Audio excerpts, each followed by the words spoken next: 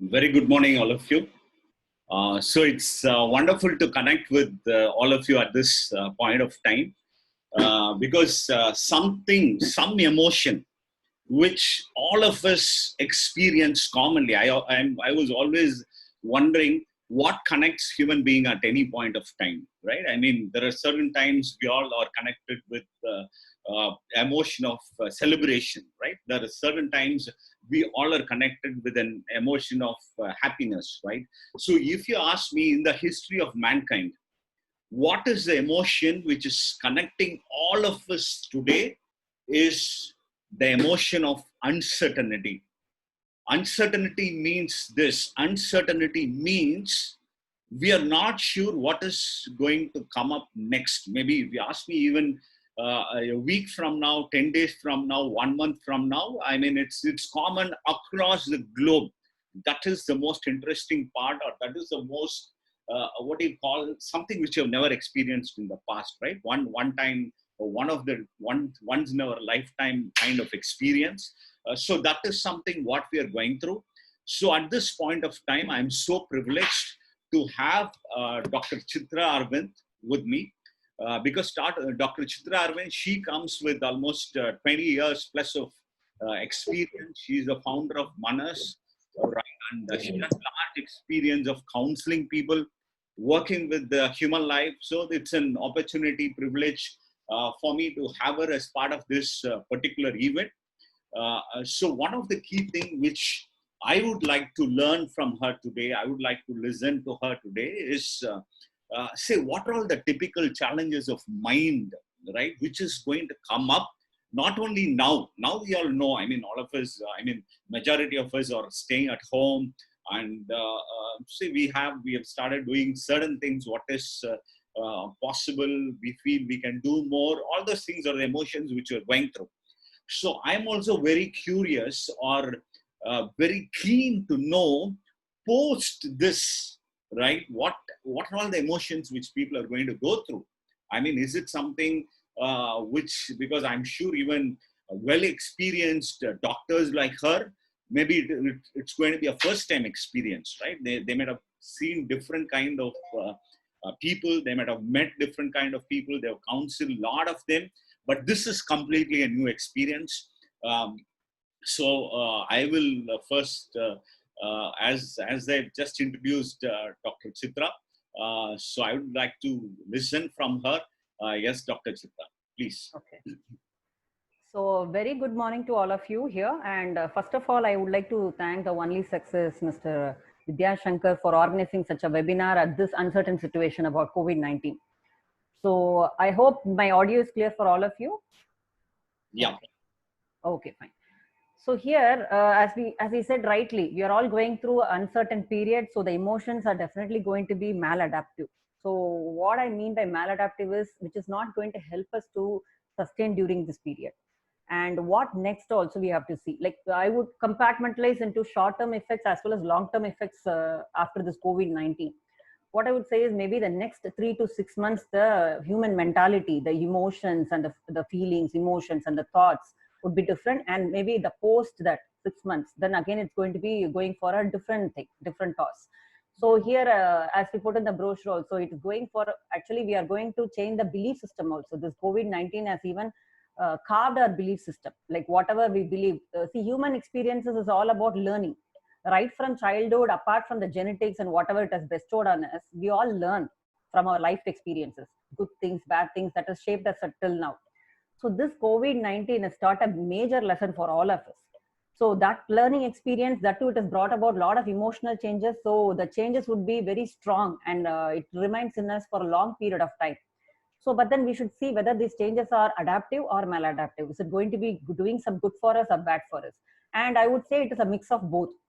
But then as we look into the attitude, like what we look into matters a lot. For example, we'll say half glass of water. One person may see a half full of it, but then the other person will see the empty part of it. So it depends on how we are going to look at the situation. So this COVID-19 obviously has been very negative and depressing experience for all of us in the whole world. But then it depends about how we look at it and how are we going to adapt ourselves to the scenario will change us actually. So everybody's put in the same situation right now. COVID-19 is similar for all the people who's experiencing the situation, but how people are going to respond is going to differentiate all of us into maybe different categories. For example, one category would be like, very succumbed by this kind of situations, that they are like stunned by the situation, and what to do, they cannot even get up and come back or bounce back for whatever the stresses this COVID-19 is given. They would have completely off because of the scenario. So that is very, it's not good actually. It is very devastating. So there may be one portion of people like that. And the next portion of people is like, they're already hurt by this kind of experiences, but still they can just go on with their lives, but not with a lot of productivity. The loss is there, but they just walk, they just go along. But there are other different compartment of people who would take it as an adversity, as a challenge, and bounce back from the adversity. So that is we call the resilient, the bunch of people, the resilient people. The so-called resilient people can bounce back from whatever adversity this COVID-19 has given, and they would come back in a more positive way. They can adapt to the scenario. And the last is like what we call it is in a post-traumatic stress. They are like growth also we could see. There are some set of people who can even grow beyond this trauma, what this COVID-19 has given. So people have to decide which type of people they are going to be like. Obviously, it's not going to be the number one, because it's going to be very bad. Because we can also expect some suicides also can happen in future if you are going to be in the part one category, where we are like succumb to the stress, and what we just accept whatever this COVID-19 has given us, and not ready to just given up everything, not ready to even fight with it. So the stress can be various things. It can emanate from various sources. One source is majorly finance. So all the sectors are finding a very difficult situation, and economic loss is a major cause of stress. And that is one. And next one would be to relationship. Lot of issues now. We could listen from the media that lot of domestic violence is increasing nowadays. So relationship, go on for a toss in case of relationship as well, and also academics. The students who are facing the board exams as well as 10th and plus 2 are in a very uncertain time, that too in their teen period. Teenage is already a period of stress and storm, and they are now facing this kind of uncertainty in their life, which is going to have an impact on their physical as well as mental health. And obviously, this COVID-19 situation, if not tackled or handled properly, it can have an impact on your physical health as well as your mental health. So these are the repercussions, what we are going to face in a short term as well as in the long term, if we don't handle it in the right way. Correct. See, Dr. Chitra, just taking a few points from whatever you have told, because I actually come from the world of NLP or neuro-linguistic programming. Okay. See, we strongly used to believe, right? Everything is defined by people's mind, right? I mean, it's completely because you were telling certain people will be resilient, certain people may not be able to handle it. There are extreme cases like suicides may happen. So all the set of things. One of the things what I would like to hear from you is, what is the difference between people? Why somebody is extremely impacted? Because assuming the situation is almost the same, right? For everybody, they are going through a lot of challenges. Everybody is going through, like how you said, financial challenges are going to be part of this particular experience of human life. Say relationships are going to be either greatly strained, or because I am also coming across people who are telling, oh, I got a lot of time with my family, which I never got before. I'm able to spend tremendous time with my children. So I am able to understand a lot about my child, which I never had the time before, right? These things are also happening. Like how you said, we are also coming across in news channels where, oh, there is a lot of domestic violence, which has increased, right? The number of domestic violence cases have gone up a lot, just because almost people are there at home, so that opportunity to say get into these kind of issues are higher, right? This is also coming across, we are coming across. And again, when it comes to academics, you highlighted academics. I'm coming across two categories of people. One, they are seeing this as a serious opportunity, because I'm coming across parents, because we interact a lot with parents. I'm coming across parents who started asking questions. Oh, this kind of learning sounds better, right? My child is not like constrained to learn only few subjects, right? Always learning only that 5 or 6 subjects and spending 8 hours in school. have to do the transportation, morning, evening, all those things. Instead, this gives a lot of flexibility to my child, right? I mean, predominantly children who can learn online. This is a boon time, right? Where they can get the skill what they want, and they can acquire the skills which may be relevant to life, right? Which unfortunately, good number of times we may not get it from the education system, or I mean, good number of times, right? So my question is, or my thing which I'm thinking aloud is, see what makes the difference. Why somebody is able to see this as a time where I can do different set of things, maybe push myself up to this situation and lead my or alter my life for the future for better, or somebody else is completely giving up and think, oh, it's all, life is over, right? Mm. Is it primarily because of financial situations, or is it to do with mindset, or it is some other factor? I mean, you, I mean, it will be good if you can have your thoughts added to this. Sure. Yeah. So the question here is, as you put rightly, there are people who are actually seeing it as a positive experience as well. So that's a good deal. Actually, if you go on, keep writing, you can see a lot of positive things which has happened in our life because of COVID-19 as well. But there are set of people, there are two set of people, as you said. One person, one set of people would look into the positive side of it, then other side only can look into the negative side of it. So how I differentiated this four categories of people, as I told earlier, is because of their genetics, or the hereditary. It is because of their gene of who they are, the biological part of it. Next is their personality, which plays a substantial role in defining how people respond to the situation.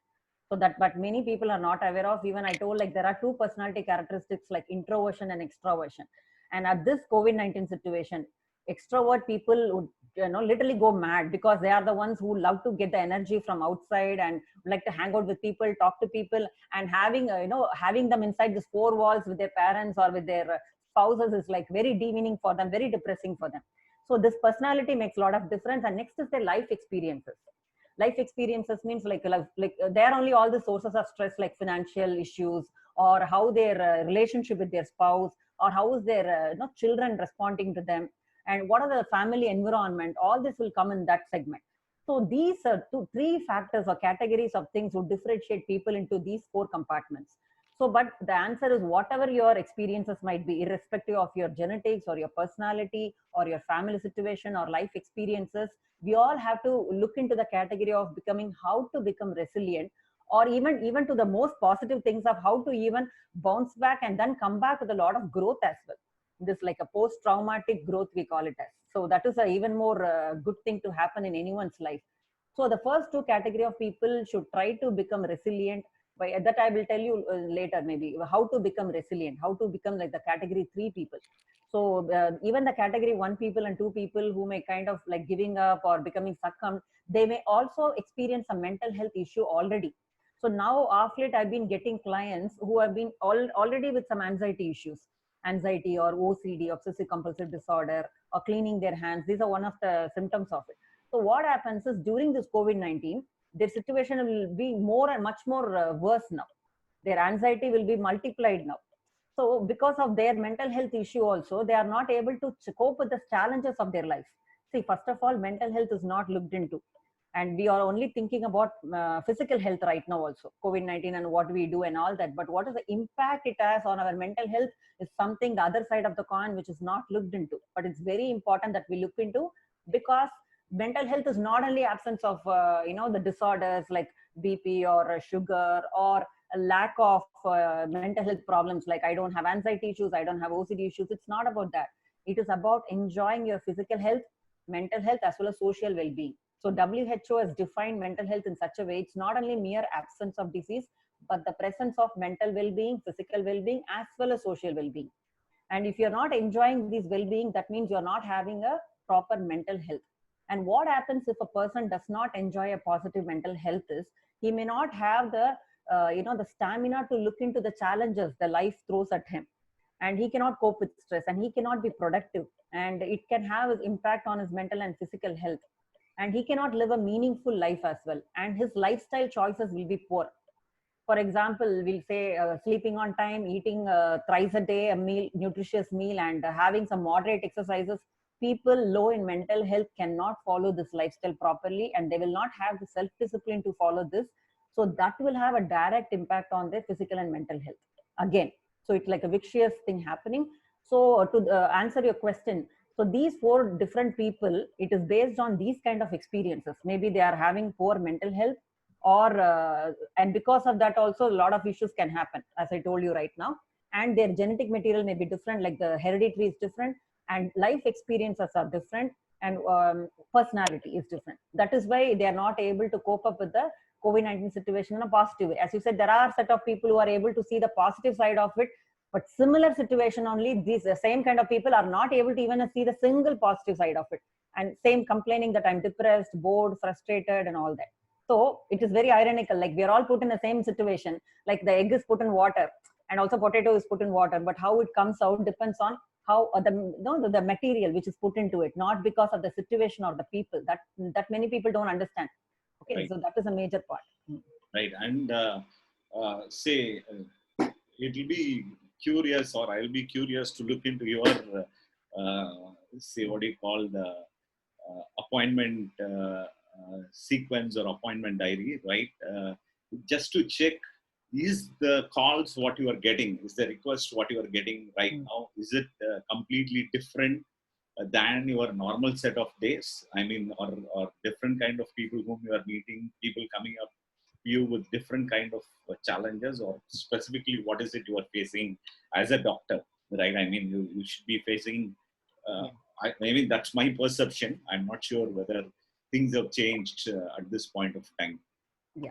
So different category of people. Generally, also the stress was there even before we could even put the situation like pre-COVID and post-COVID situations, where even in pre-COVID-19 situation, there were a lot of stress and strains and mental health issues. For all these things, people were approaching a counselor or a psychologist. But then post-COVID, I could see there are significant rise in persons who are complaining about anxiety and fear around this COVID-19. Will I acquire it? I've touched the key, and they are even actually confining themselves into their own home, and they're not even willing to go out. Even for a very basic need also, they're not going out. Even for getting their medical reserves also, they are not going out. And they're typically getting these negative thoughts and not able to even get out of their work, and they are becoming very unproductive, even though people who are working from home, I'm talking about. So, and also very surprisingly, 8-year-old, 9-year-old children are also having this fear. It's even the 8-year-old, 10-year-old children, their fear factor is even more, because usually in this age, in the developmental years, these children will have some uncertain fears. But because of this COVID-19, they are not able to comprehend the situation properly about what is happening, because they don't know. This uncertainty is too high. And what is the only difference I could observe post-COVID is I'm getting cases even from children, like 8-year-old, 10-year-old children, and the parents are calling to say that no, they are having a lot of fear factor and anxiety, and they've started to wash hands more now to get rid of this COVID-19 virus. So these are the significant rises. And also I'm getting some issues about the marital situation also, couple counseling. So, but I would see some little positivity happening here because of a husband and wife being at the same place. Now the interactions are much better now. Communication is much more better, and the stress is little less. That I would only say for people who are not in a dual career family. If they are in a dual career family, the stress is even more high, because the woman stays at home. She has to not take the multiple roles, and again take care of the husband who is again working from home. So, but still that physical presence is there. That they are saying is more soothing, and they need not call every time, and people are not insecure. At least they are at home now. So these are the few things about only the anxiety disorder has increased post COVID-19. And I would say even much more cases will come. Depression may be on high, because people, very ambitious people with a lot of expectation and wanting to do in IIT, Fiji, and there are a lot of students also wanting to go to foreign universities. Exactly. But now they are even reshaping about, should I even go there? Is it even safe out there? Their parents are at least giving again a thought about it. So a lot of their ambitions, they said like, I want to do many things, but then I am like shattered right now. So their depression is on the high now. So post COVID, right now, actually not a lot of mental health disorder will come out, because we are all in only one mode, survival mode. That we all should understand. We are all in the survival mode. We are all like in the war front. We are all like just facing the war now. So we can't even think of whether my leg is aching or my head is aching. They can only face the drama right now. But once the war situation is over, only then you'll know what all the physical problem, mental problem is going to be on the high rise after, I would say. That is my prediction as a psychologist. It's going to be on the high only after the situation has come to a normal scenario. Only then they'll be looking into their financial problems, and then only they'll be looking into the relationship problems. Right now, survival mode is on. Oh, So you also know, as a person as a Maslow's theory, that applies here right now. right. Maslow's need theory, yeah.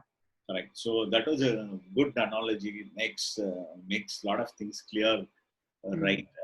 Say it's a war, right? So primary thought process right now is survival. So how to survive through this situation, how to come out of it alive. So your mind is engaged, because I'm seeing there is a phenomenal rise in say people watching movies. I mean, that's what all the channels claim.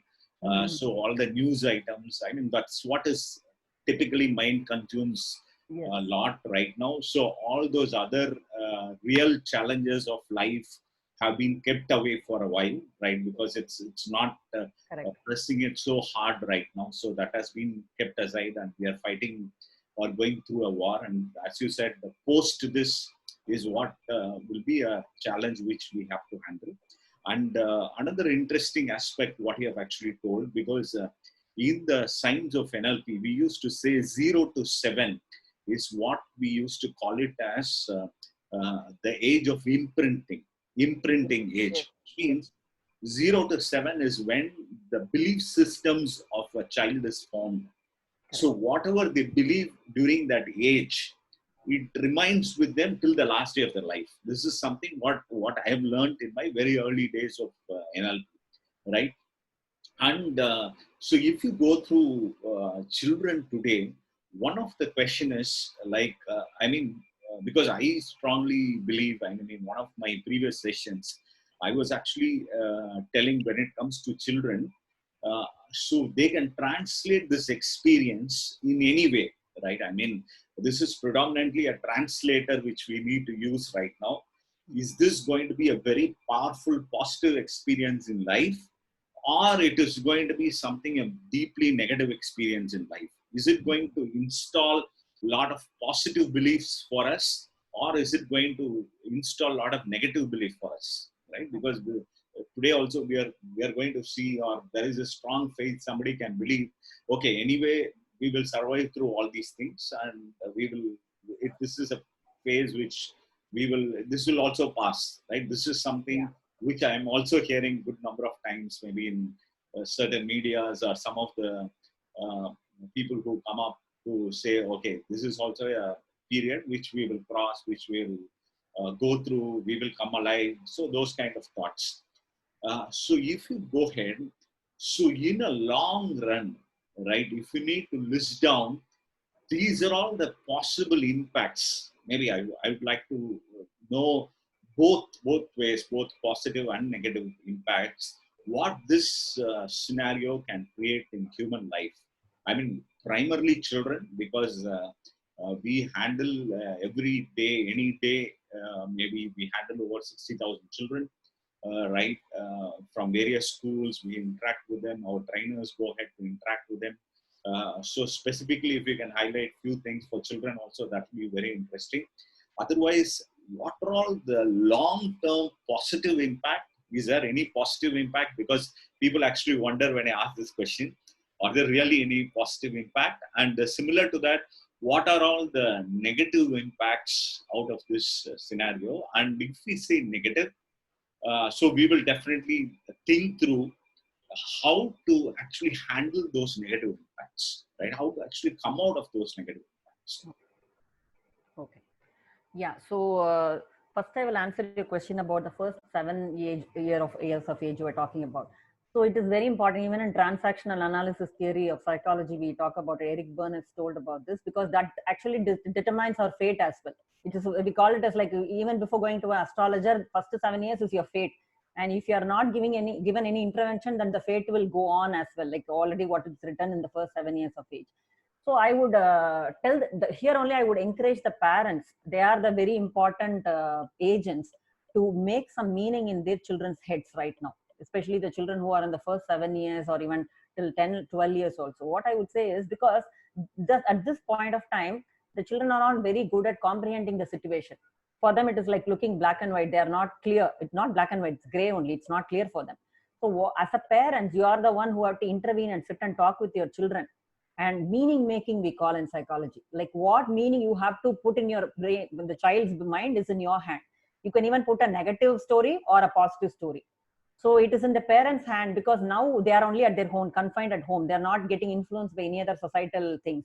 So parents can very well intervene at this juncture and tell a lot of positive things which have been happening. At least even if they don't believe in also, let us tell some positive things and put in the children's head, so that in the future would be more positive. Or if they're going to tell a lot of negative things and tell as if the world is so insecure and I don't know, my generation has not faced it, I don't know what kind of generation you're going to live in, this kind of negative talks, even within the couple or within the family they are going to talk, it's going to have a serious impact. And in future your child can even turn out to be anxious and very negative and lose trust also in the whole world and life. So it is very important that parents have to only send some positivity into their children's mind, because it's not about situation what's happening, how we take it. As I'm already insisting, it's called meaning making. We are narrating it, so let's narrate it in a positive way, so that children will not be so much affected because of this period. Because children don't know like what's happening. They think, okay, it's like a nice extended summer period for me, I can be at home. And exceptions are those children who are going through online schools. Pity on them. So except for them, other children are having a good time, I would say, except for those people who wants to go rough and tough and play. Nowadays are all already more than 70% children are with gadgets only. So they are very heavenly right now with gadgets. That too, it's a summer time. COVID-19 is hit in the summer time. So nothing to study also. So it's like a heaven period for them, I would say, getting food on time and having everything on time. And all this is fine. So it will not have a much impact on them. So talking about COVID-19, a positive and negative impact. Positive impact, there are many. See, for example, the other side is always green, we would say, and we will not be able to see the other side once we hold an opinion on something. It's very difficult to see the other part of it. So people who are only looking into the positive side cannot look into the negative, and vice versa. So for negative people, the people with negative attitude, what I'm going to say would be like, oh, is it even possible? So those are the positive impact. Even is it even existing because of COVID-19? See, it has brought about a lot of changes in our belief system. First of all, any citizens, especially South Indians, you would ask them, they will say that I want a house on my own. I want the one property at least in my name, registered in my name. So this belief system might go for a toss, because now it's about the survival thing which has come up, and they want to live a life.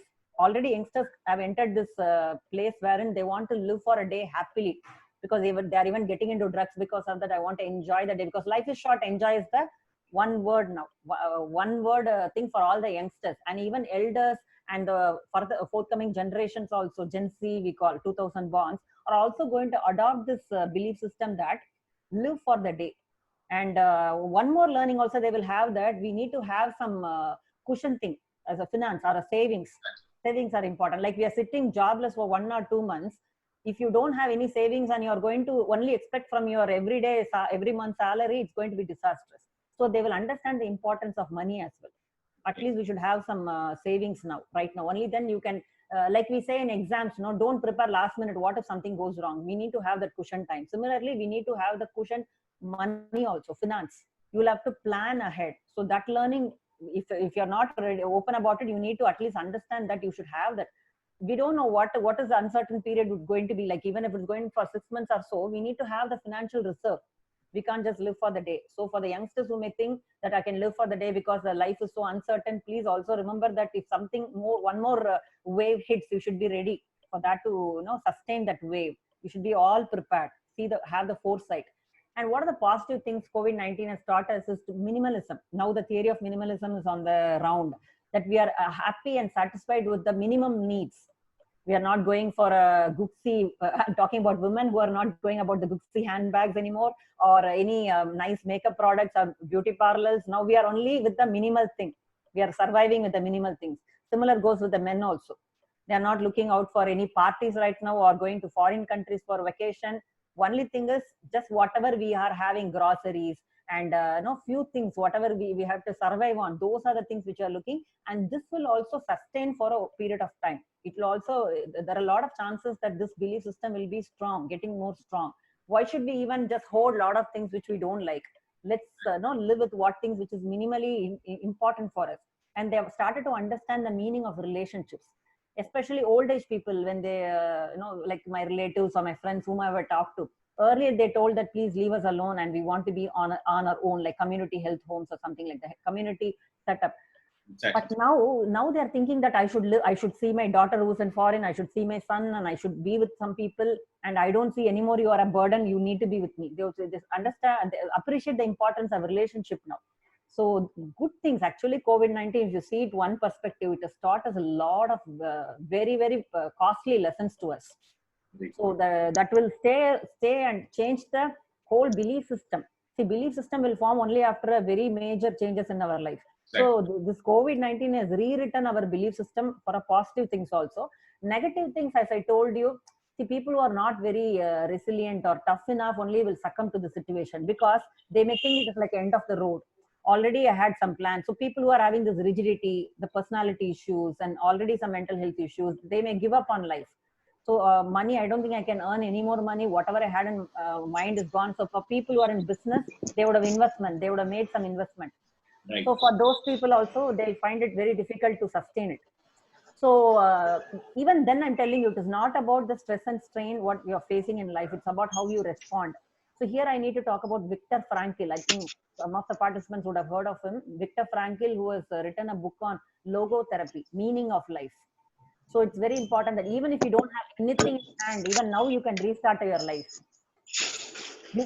In this concentration camp, he was treated very badly and very negatively. He lost all his family members, but still he understood that for some purpose I'm living.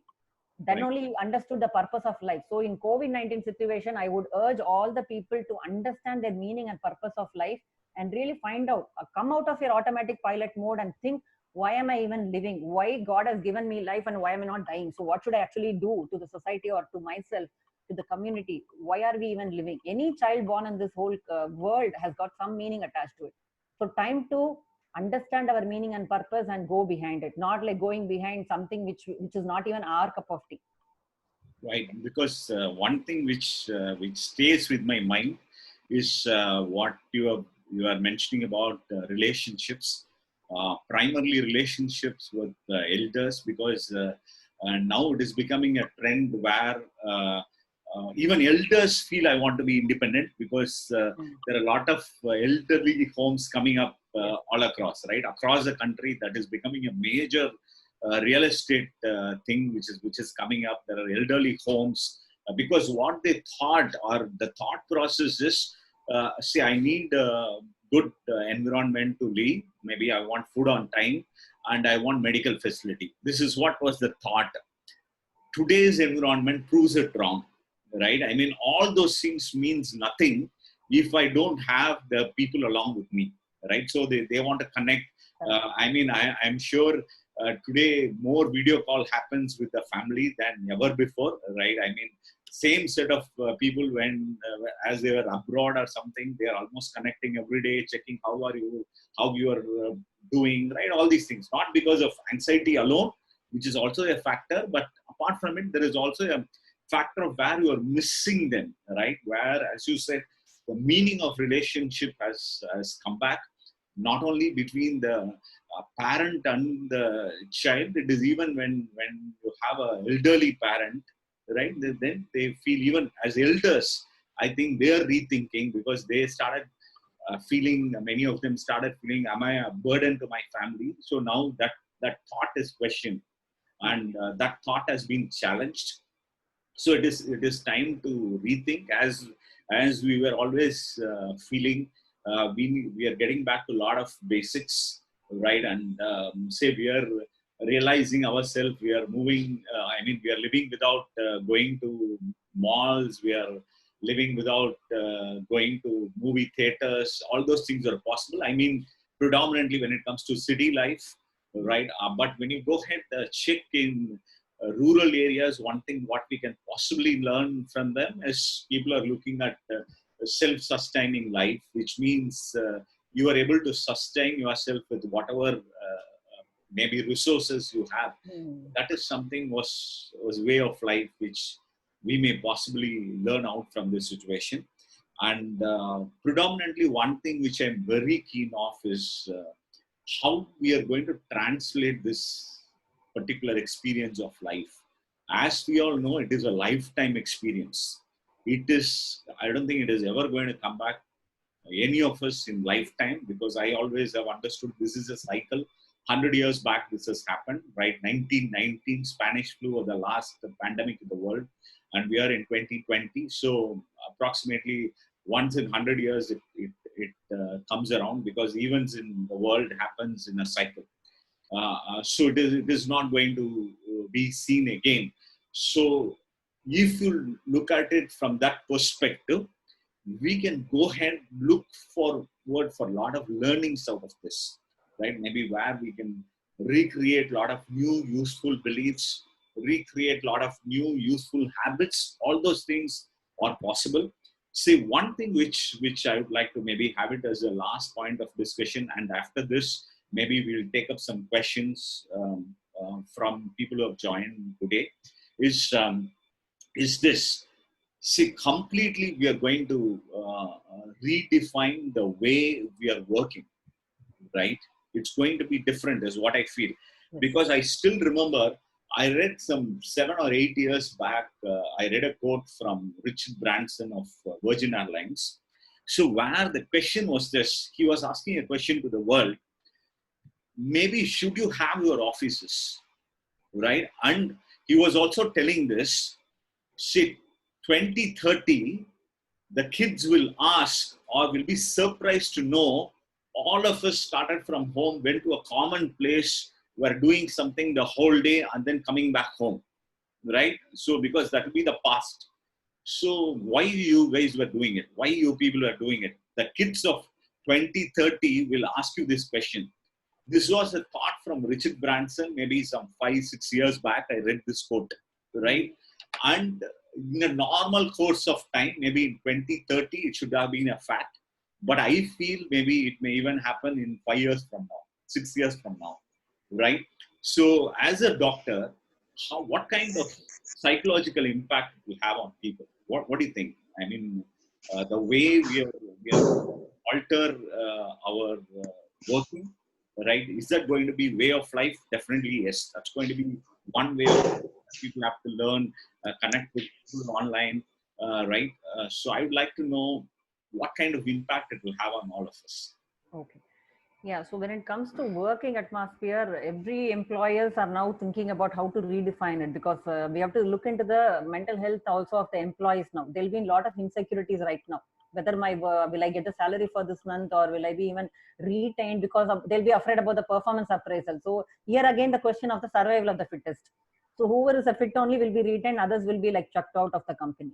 And even here, our post this thing, and many employer association have come out, the governmental organization have come out the ideas of how an employer should have all these provisions at their work also. Social distancing have to maintain, and the sanitizers have to be kept, and your even the, I don't think is there any going to be like even hugging or even handshaking is going to happen in future. So they will all maintain their social distancing. At least this fear will be lingering in our head for next 1 year, because we have to go back to see like how, if you're going to touch the switchboard, and if it gives a shock, depending on people, there are people even will not even touch that switch button for a month also, afraid that it will give me shock now. Okay, but only after that we'll let go of that fear. Similarly, COVID-19 has instilled a lot of fear about survival in us. So even meeting a person from the neighborhood also we are afraid of. So once these people are going slowly from their home to their work atmosphere, they are not going to talk on the face-to-face conversation. That will be definitely redefined. So they'll be using this technology. As you said, technology is going to be the next thing, like artificial intelligence and all this. That is going to be the order of the day. And we are going to have more kind of this kind of webinars or online meets rather than direct or group workshops. Now itself, I know an organization where I worked as a consultant for. They've actually stopped their anyway. The government has stopped their direct training thing and all. They have gone to e-learning now, online learning. So they were not actually prepared for it, but this short period, they bounced back and they immediately got adapted, and they are ready with the system. And now they've even started the online course charging money. So see, these are the people who are adapting quickly to the situation. They are the ones who are going to survive. And if you're going to take 3 months, 4 months, 6 months and say, oh, should I do this? Then you will be out of the market. True. So people have to immediately bounce back and see what is the next. So if you're not very good technologically, all the employers have to, and employees also, the work front is going to be in the future is all about technology. You should learn about how to talk to people and all this internet, Zoom and everything, whatever is on the thing, except for IT people, other people will have a challenge here, especially those who cross their 40s, 50s. But I would really urge them to adapt. This is one way of adaptation. But like this, there are many challenges going to be in the work industry in future. So the only one word as a psychologist I would say is be prepared for the change. Change is the order of the day, and adaptation is the key. Like a chameleon maybe put in a negative way, but definitely, I don't know whether I'm sure you would have heard about Who Moved My Cheese. Who Moved My Cheese was a bestseller, and it's even available in YouTube. And I would urge the participants to watch that Who Moved My Cheese YouTube video. It's just a 10 minutes cartoon video, which tells us the importance of why we should accept change and go with the flow. It is very important. Whatever the challenges are going to be thrown at the work industry, don't have insecurity. If you're prepared, you're prepared, and then they're ready to have you. They'll be ready to have you. If you're reluctant and all that, only they may even rethink. Or when you're prepared, when you're ready to accept any kind of challenges from the work front, definitely they will also retain you. So the only thing is, I would tell the employees and employees is adaptation is the key. Whatever the challenge, we don't even know the future how it is going to be like that. How definitely it's going to be technology. Technology is going to be the order of the day, and you need to be adapting to that. And various other changes also. Sales meeting may not be direct, and everything is going to be redefined. Immediately you have to switch on to a machines, and you have to invest for that. And many employers are now also thinking about how do I even sell my products. A lot of people are going for that kind of stage of development. Or if you're going to sit and think, oh my God, everything is gone now, what should I do? If 1 minute of such thought is going to ruin your productivity 2 times. And if you're going to immediately accept and then see what next, that is the right kind of attitude to have right in this situation. Yeah. Accept it, just go out and what next should be your idea. Not like thinking, oh my God, this has happened, that has happened. Don't go to the past. Be futuristic. What next? And immediately we can do. See, you have to think about Japan. About after all the disaster they went through, they bounced back even with the positivity. Similarly, we also should think how we can come back. Use all your talents. Use all your you have to see. You will have to be confident. That is the key. For self-confidence, no matter what, that will help us to adapt any scenario. Exactly. Say what we will do at this point of time is we will take up some of the questions. So I will take the help of Sampath to just maybe highlight. Fine. One question from Ms. Vibita. What's your opinion about online classes to children? What is the appropriate age to attend the online classes effectively? Okay. This you could answer. Yeah. Give the answer because I feel maybe for us, I mean for parents of today, the digital learning was something which came up, or even mobile phones or laptops or systems all came up much later in your life, right? You came into the world first, then only all these devices, everything came into this world. But for your children, that is not the case, right? When they were born, everything was available. I mean, say, assume a child who is in third standard or fourth standard today. When they were born, there was WhatsApps, there were Facebook, there were internet connectivity. Everything was available. So they were more of digitally enabled kids, digitally enabled human beings compared to us. So for them, when it comes to learning, right, whatever we assume, that capability to learn digitally is far, far higher than whatever we think. So one of the biggest challenges what possibly parents face today is, okay, will they get diverted, right? Because once I'm online, I get all the options to do anything I want.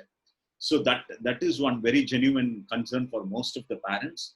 But if you ask me whether children today can learn online faster than you and me, any of us, definitely yes, because their capability to learn online is far higher. And if you ask from what age it can happen, see, typically till the age of 3 or 4, definitely there is a guidance required. Otherwise, also assume there is no digital learning. The children of 3, 4, they definitely need some support. But if it is interactive, relatively the support required is much lesser, right? They can actually do certain things by themselves. And I'll also take the thoughts of Dr. Chitra. Yeah, online learning, we can, as soon as they can comprehend, that is to say from the age of 7 itself, their online learning can start. That's my opinion on the same. Because once they're able to learn in the schools where the teachers in front of them, online learning is nothing different from that now, except that they're talking through a screen. So, but then the learning has to be, we have to see who's the provider. The learning has to be put in such a way so that the children can grasp it very easily. The concepts have to be put in such a way, not like a lecture or something. For a 7-year-old kid, in a what way, in a playful method or something, then it can be fine. So, but then you should not make the children sit all the time for online learning. Probably 1 or 2 hours per day would do, because definitely sitting in front of gadget would not be advisable at this age. So I would say it can start from 7 to 8 years of age. True. Yeah. Yes, sir. Fine. There's another question from Ms. Bindu. Question is, could you talk about the mental health of NRIs who are about to come back jobless? Okay. I think this question is to Dr. Chitra. Chitra, yeah, specifically to Dr. Okay. Chitra. Yeah. Okay. Could you talk about the mental health of NRIs who are about sure. to come back jobless? Yeah, sure. So as some of the participants requested, I think we'll have to keep the participant's name confidential, I guess. Some of them requested that way. Okay, so to answer this question, NRI, again, always, whenever a person is facing any stress, it is always a stress only. So we have to compartmentalize, categorize into two. One is whether it is in your control or it is out of your control. This answer is for all the people who is experiencing any kind of stress. Please try to fit into this analogy. You can understand it better. Ask yourself whether you are the one who is having this emotions or stress, or everyone is going through. In this question for NRIs, whoever is an NRI will go through a similar stress. So this is a real stressor. It is not a perceived or a unrealistic one. So the true. And one thing, is it in your control or is it out of your control? The thing is, it is out of your control. COVID-19 stress is completely uncertain and completely out of our control. Nothing is in my control right now. So in that situation, I would usually use a prayer called Serenity Prayer. It is very effective one. That is, it goes like that. There are only two things in this whole world. There are certain things which we can change. There are certain things which we cannot change. So the prayer goes like this: the God, you have to please give me the courage to change the things I can. Whatever courage I can, whatever things can be changed, please give me the courage. And please give me the acceptance capacity to accept things which we cannot change. Okay, so things which we cannot change, we have to accept it. And next, the major thing comes here, the wisdom to understand the difference between the two. There are not many people who can understand whether the things in front of them, can they be changed or not.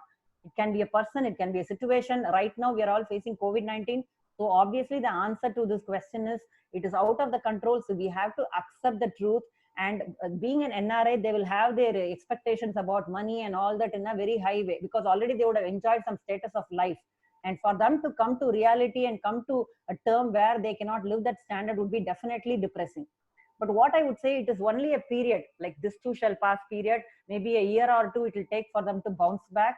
But then once they are looking into the situation in a more challenging way, they can do it. But if they think that, oh my God, I've studied, I've had this plan, and that is why I went to this country, and all these old thoughts, which cannot be done. If they're going to, think more and more, ruminate more and more about things which have happened in the past, they are going to get stuck there. Let's see if they're NRI, what are the talents they have, what are the skills they have, how they can utilize in a country like India, and think about how they can be getting back to their family as well now. So if you lose one thing, you will gain one thing. So let's not look about what you have lost. Let's see what is in front of you. Be grateful about, at least I'm surviving in this COVID-19 situation. So I would say for people who are with resilience, gratefulness comes. Be grateful and gratitude. You've lost many things. I'm not demeaning it, but understand that you have other things to look into. Now your talent and your education can never be snatched away from you. It is there with you only. for NRIs. So think about how you can, whether you can start a business here with whatever savings you have, or can you, invest into some other industry, or can you go for a job? Now rethink. This is what we call as adapting to the situation. That is how your thinking process should be, in a more problem solving mode, not in a mode where we whine and think and, ruminate a lot. Worrying is not going to help us a little. Nothing. Worrying is never going to change anything. It's not going to change even a small thing in our life.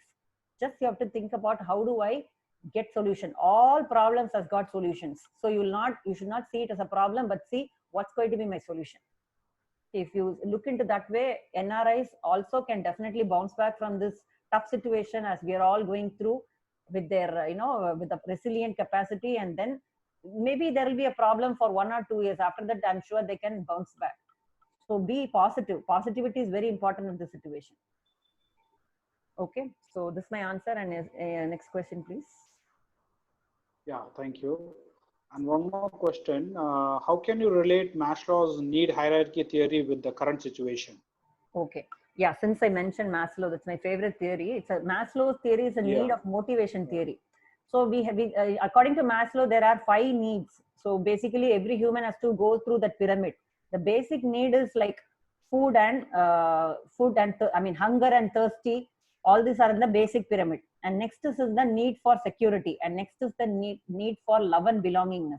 Next is the need for self-esteem. Lastly is the need for self-actualization. So why I mentioned Maslow during this COVID-19 is, wherever we were earlier, for example, we were all in the self-actualization in the 5th pyramid, or in the 4th level called self-esteem. We are all now pushed to the 2nd stage called as need for security. Imagine literally like there is a bomb like situation going on. Will you even think of your certificate, preserving your certificate, or even thinking of where your, where you kept all the money? Only we will think of as a survival. So similarly, in this situation also, we are like not forced to think about our self-esteem, whether should I get a BMW car or should I get a Benz car, or what I should do with my potential. All that is off for now. We are now come back to a situation where we are in the 2nd stage. So once our need for survival is met and we are all safe, it is reassured that we are going to be safe, then we'll again go back to our original level wherever we were. So this is where I related the Maslow's theory to COVID-19. Thank you. Okay. Yeah. Thank you. We'll take this as a final question. Yeah. Some age-old people whose son and daughter are in another country, and they are more concerned about them, how to bring their stress under control. Okay, so yeah, I'll answer this question. See, age-old people, this is again a concern. Question is whether is it a true or not? Is it a rational concern or an irrational concern? For example, we have to get fear when there is a snake in our room, but we should not get fear when there is a snake-like rope in our room. Similarly, if there is a question of concern, if there is a real health issue or a risk thing, then they have to be concerned about it, and concern will lead us to take action. But can we take any action on this situation? The answer is no. The thing is, we cannot travel and go take care of their health, or neither they can come down here.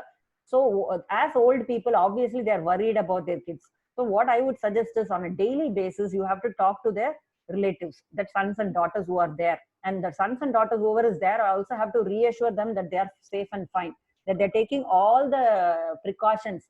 See, what is in our control is to take self-care. And we have to keep washing our hands, and we'll have to take care of the social distancing. And if you are to be in a quarantine, we have to be in a quarantine. These are the situations which are under control. Please don't watch unnecessary messages from internet or WhatsApp. Okay, you will have to only watch information given by WHO, World Health Organization, or given by our own Ministry of Health and Family Affairs. Just because all the messages are flooding, don't look into it and increase your fear. See, what happens to the fear is, it is all depending about our thoughts. Whenever our thought is like, that's why we say ignorance is bliss. When we don't know anything, we are happy. When we know a lot of things, we are very much afraid. Nowadays, media is also posting a lot of negativity on us. So as elderly people, and obviously they'll be more concerned, and they have a lot of anxiety issues. So first thing, they will open and see how many new COVID cases today, now in the foreign country, wherever their daughter and son is residing. So please don't look into such information. Tell them that not to look into more such information, and try to do something else, distract them. Now in this situation, we don't have any control. So we got to distract ourselves as far as from the stress. That is a COVID-19. Don't preoccupy yourself with anything about COVID-19 situation. When it is going to come to you, when the problem is going to come to you, that time I can face it. Tell yourself that I'm safe and secure. Tell us all is well. Tell yourself this too shall pass. These kind of positive affirmations will give you some sense of control into your life. And you have to look into things what is in your control. Let me take care of my lifestyle. And as elderly people, they can pass their wisdom to their grandchildren, daughter, take care of their rituals like prayers and all that. That will help them to stay afloat. So, and network connection is there. Now, please talk to them and understand that they are safe and fine through video calls, which will give some reassurance. Thank you. Yeah, there is a question for Vidya Shankar. I'm budding entrepreneur who started my business after 25 years of working in industry. I had just started with all my investment in January, and now the present situation is well known to everybody. Looking forward, I'm very positive till now. I'm keeping my entire team intact with all the salaries paid and fixed costs paid out. Now is that any smart way we need to focus or change in our strategy? Some guidance to upkeep my organization based on your experiences.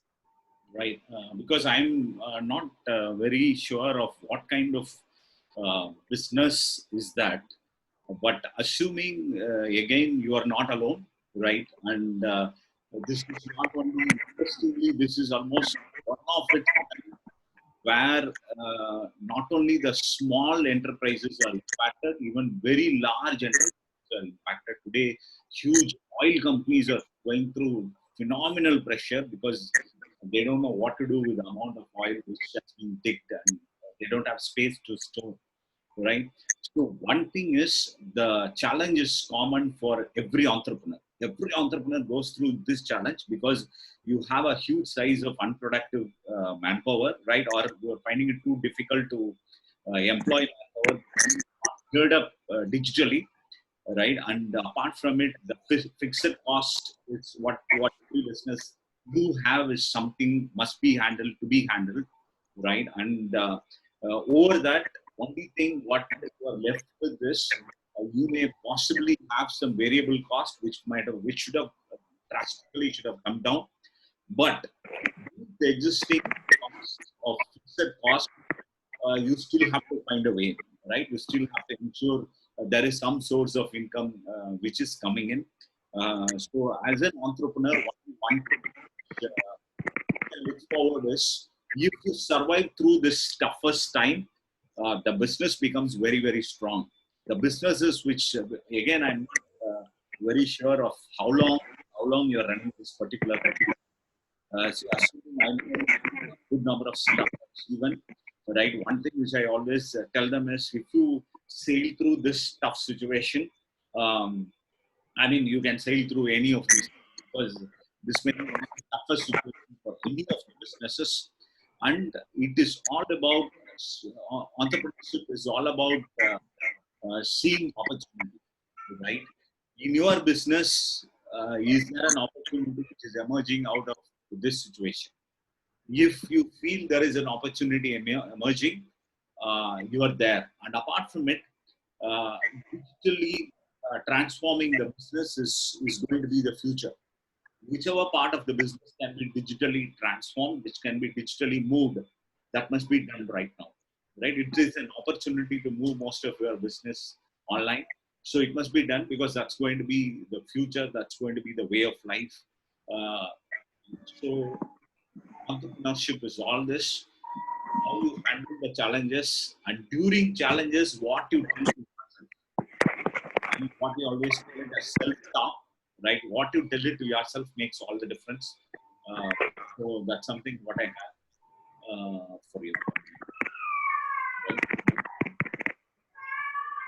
We take up one more question. All questions. Yeah. Question to Dr. One private question I've got in my window, and the participant did not want to name the thing. So I'll just read the question. So it's a big question. The essence I'll tell you. Yeah. So she's told that regarding the savings, there's a difference opinion between the husband and wife regarding how the saving has to be done. And husband is the one who spends a lot of money. And she's asked, he's lost a lot of money right now. and how do I manage the situation? So I would say that, see, there is always a difference of opinion. That is how it makes us life more interesting between couples also. But what you have to do is understand this is a conflict scenario. So you have to resolve the conflict. And for this, lot of skills are involved when it comes to conflict resolution. There is always possible that a person holds one belief, the other person holds a opposite. And one person believes in spending money and the other person believes in saving. How you got these beliefs right from your childhood and how you are brought up, that is fine. You can have your own opinion. But how do you make other people understand? You need to have certain skills called listening. First, what we do is, as a husband and wife, when you fight, you discount the other person's what they're talking also. So kindly listen to them, listen to them and acknowledge their ideas and opinions. You don't just like discount, okay, what you're saying is wrong. Then they will not even listen to you. First, listen to them, acknowledge, and then tell your point. So always behind any conflict, there will be difference of opinion and the different needs which are prevailing. And when you appreciate each one's need, be empathetic. That is putting yourself in others' shoes and see what they see. You have to acknowledge and say, okay, this is why I'm having this problem. Okay, so this way I'm having this problem, and you have to acknowledge and then go for a brainstorming and where you can come halfway and get some solution to the problem. So this involves some steps actually. So if you think that problem is really going out of hand or something, you may need some professional help. Otherwise, any husband and wife conflict, basic things you should understand is please actively listen to each other. That itself will solve, and respect each other's opinion as well. And then you can tell why it can be, why it can't be the way it is, and where you see a problem. So a matured adult and adult talk would help here. Thank you. So I have one last question to you, Dr. Chitra. With that, we will call it as a session. Okay. And question what I have is, because in the science of NLP, we used to strongly believe, which also as a fact I have seen many times, that body and mind are so closely connected, right? And say, will lot of positivity in this situation, will it improve the immunity of a person? Will it have a direct because I believe when there are so many people who are impacted by a disease, how come set of them are getting recovered is because of their immunity is what my understanding is. Okay. And that in turn is because of their positive state of mind. Is that a fact? Medically, is it a fact? Yeah, so we call it as like a placebo effect also in psychology, where there were experiments which were conducted to see the power of belief. For example, one set of people, both the set of people were having cancers. They were cancer patients. So one group had, let's say, 5 people and the other group had 5 people. So two set of people, group A and group B, were given some treatment. One group was given a very powerful cancer, the antidote to cancer. Cancer medications were given. To the other group, only vitamin dosages were given, but they were told that it's a very powerful cancer medication. But what happened is, the surprising result was, after 6 months, both the group improved in their health. So this is to show the power of belief, how the positive belief had, their expectancy about the medication itself made them to respond well to even the vitamin treatment was nowhere related to the cancer. So this itself will prove the power of positive belief in us. So at this stage, at this juncture, they say that COVID-19 can affect a person with less immune system. So for improving your immune system, apart from eating the food materials, whatever has been coming out of the media, I would suggest is, it's like the food. So have some food for the thought as well. Like what happens when you eat junk food, you will have stomach problems. What will happen when you take a lot of negative thoughts into your mind? Again, your mind will go for a talk. So we'll have to inculcate positive thinking. As I told you, our mind is not ready for positive thinking. It is not, wired in such a way. We are all wired to be negative. That's for another reason. We don't have much time to talk. So the thing is, we are all wired for negative things, for our survival mode. But what we have to do is train our mind to see the positive things. So when we look into the positive things and start talking positive words, and even the whole universe, when they start coming and talking positivity, I'm sure a great, even a miracle can happen even when it comes to COVID-19. I would even think about this thing, like, always our Narendra Modi has given some task for us. Similarly, one task about us, all of us thinking 5 minutes positive about our situation in future. I'm sure that will bring about a lot of change in our immune system. And resilience is also about, it's like a vaccination. Vaccination, what happens? You put some virus inside and then you become strong. Similarly, when we are all under stress, we will bounce back and come back more strong than we were ever before. So it is going to strengthen us, not weaken us, I would say. So it's all about how you respond to the situation. So when you respond positively, we'll come back like a diamond, which is hardened stone, nothing but a hardened thing. Similarly, when we are going to see it as a challenge and come back, we'll all emerge out as a warriors and becoming more strong than ever before. So this is a testing period for us, and how you respond is still in all of our hands. So the choice is yours. Very true. So we maybe we have two ways of handling it. One, obviously, social distancing, which all of us know. I think you're forced to practice it, right? And number two is positivity, right? So as of now, only these two ways in which we can handle the current situation, because we don't have any serious solutions yet in our hand, right? So two ways to handle this is social distancing, number one, which you are supposed to practice, and number two is a lot of positivity from within, right? So that is also help you to handle this situation really well. So with all these things, I will take this opportunity to call it as a session. So I will thank Dr. Chitra for all those wonderful set of thoughts. Right, it was very wonderful interacting with you, and I also take this moment to thank Lakshmi. Yeah, Lakshmi is there. Lakshmi Narayanan. I will also thank Sampath, who are co-hosting this session. Thanks all of you. Thanks a lot. Thank you. Thank you. Thank you, thank you, thank you. Thanks, Dr. Thank you so much.